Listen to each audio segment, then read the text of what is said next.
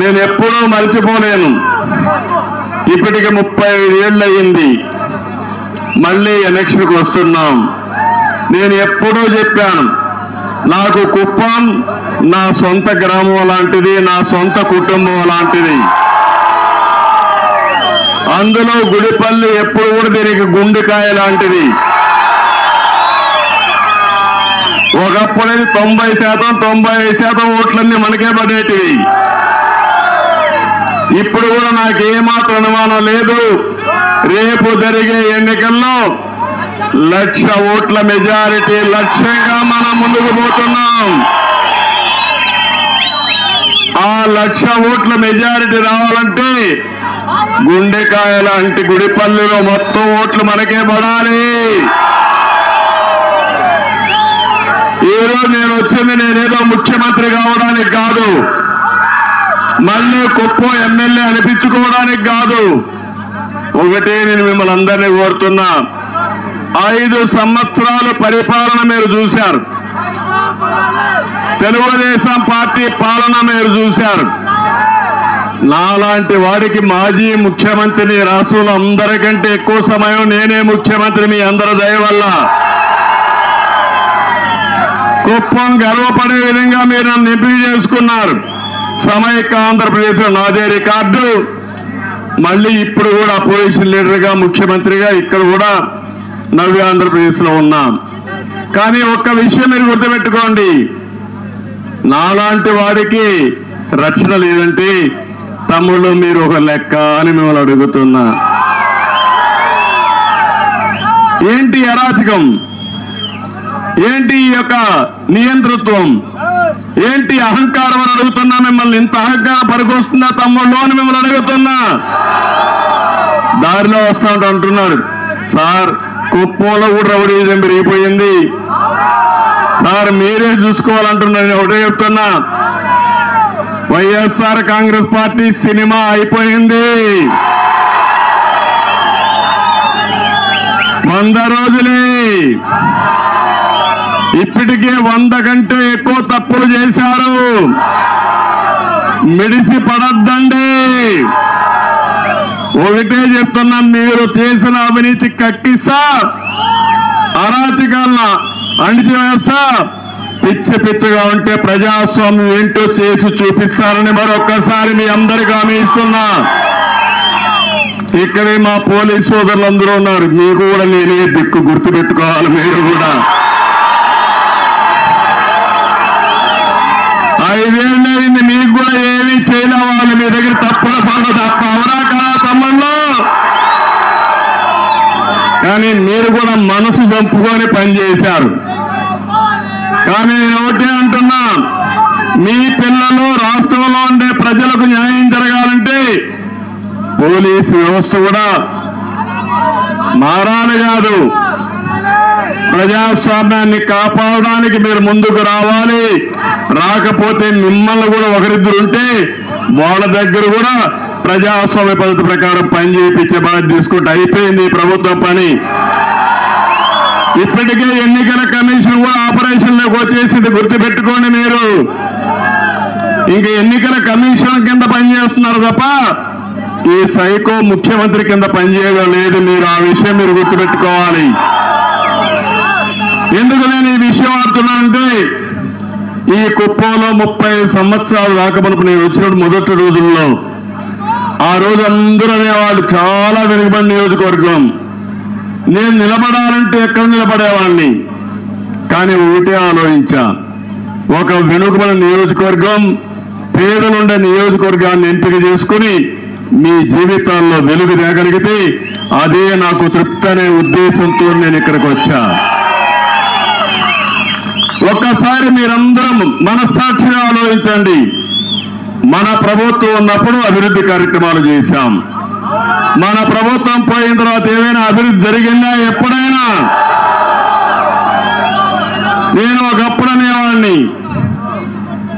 ప్రతి ఒక్క ఇంటికి 2 ఆవులు పట్టుకుంటే మన కష్టాలు తీరుతాయని. అప్పుడు నన్ను ఎగతాళి చేశారు, ఆవులు పట్టిస్తాడంట, ఎక్కడ పాలు పోస్తారని అడిగేవాళ్ళు. నేను ఆ రోజు చెప్పా, ఎట్లా చేస్తానో చేసి చూపిస్తానని చెప్పి ఇప్పుడు దారిలో వస్తా ఉంటే ఇంటికి 2 ఆవులు కనపడుస్తున్నాయి.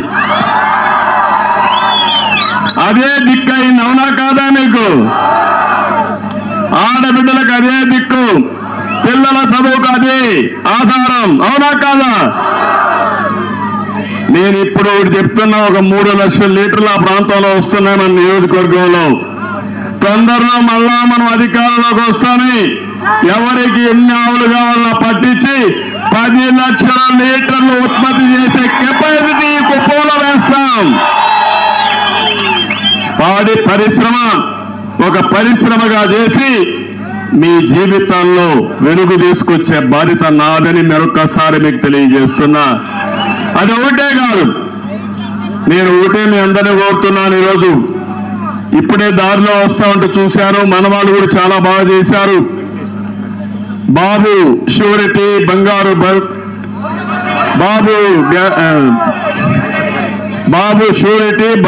భవిష్యత్తు కింద చాలా క్లియర్ గా బోర్డులు కూడా చూపించారు. 80% మీ ఇండ్లకు చెప్పారు. ఒకటి హామీ ఇస్తున్నాం, ఇది నా హామీ, తప్పకుండా సూపర్ 6 ఏవైతే చెప్పారో అవి చేసే బాధ్యత నాదని మీ అందరికీ హామీ ఇస్తున్నా.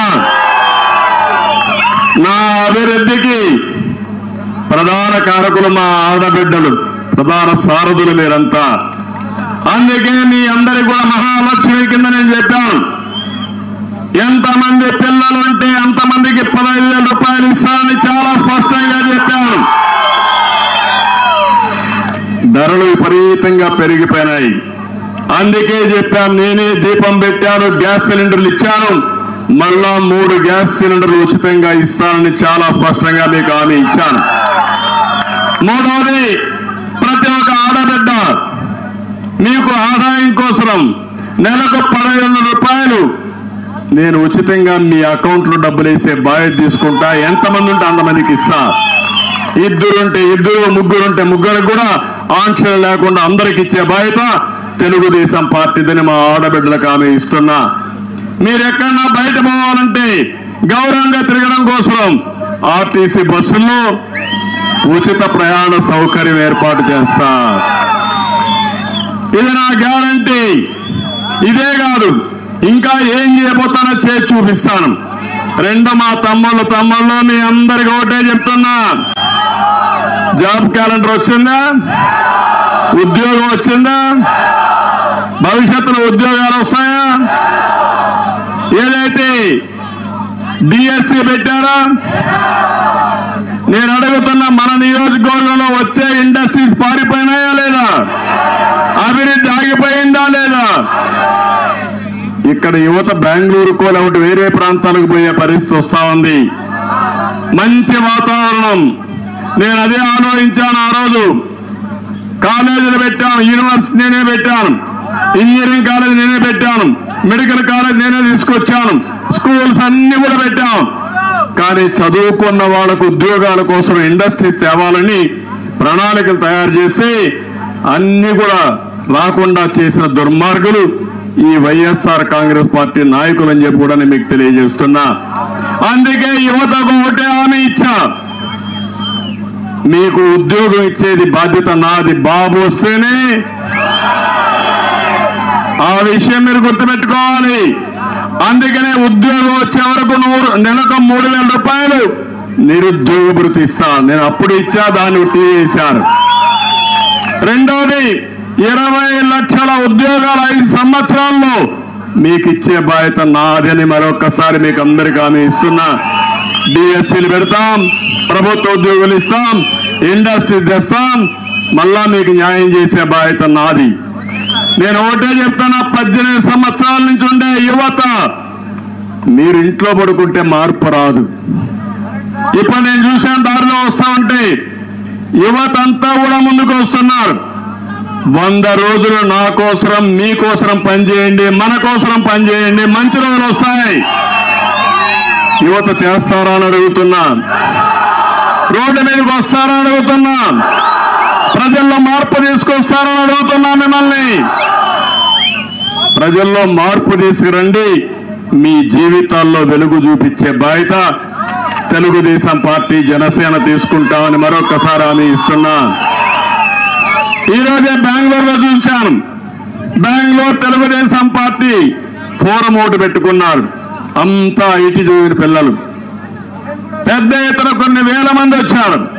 వస్తే నేను అడిగాను, ఇంత అభిమానం ఏంటంటే మీరు మాకు దారి చూపించారు, మీకు అండగా ఉండడం మా బాధ్యతని మొత్తం బెంగళూరులో ఉండే యువతంతా ఐటీ ప్రొఫెషనల్స్ వచ్చారంటే అది 20 సంవత్సరాల కంటే ముందు నేను వేసిన విత్తనం ఈరోజు బ్రహ్మాండంగా ముందుకు పైకి వచ్చే పరిస్థితికి వచ్చారు.